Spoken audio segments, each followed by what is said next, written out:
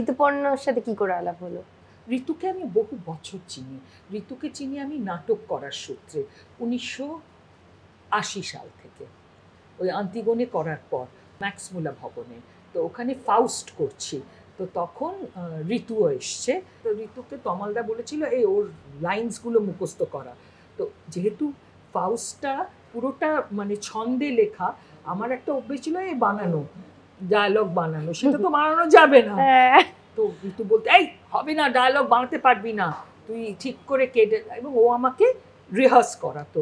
আর আমার মনে হতো এই প্যাংলা ছেলেটা কেন এরকম বিরক্ত করে। আমি সমলাকে বলতাম ও বড্ড পাকা। ঋতুর সঙ্গে আবার আলাপ হলো এই 92-তে। অপর্ণা সেনকে ও 19 এপ্রিলের স্ক্রিপ্ট, উনি বললেন জানিস তো ঋতুপর্ণ ঘোষ বলে একটি ছেলে আছে, সে ভীষণ ব্রাইট, কি ভালো স্ক্রিপ্ট লেখে। এই আমার একটু হিংসেই হলো। তারপরে ঋতু যখন এলো, ঋতুর একটা ইয়ে ছিল যে ও ভীষণ আপন করে নিতে পারত।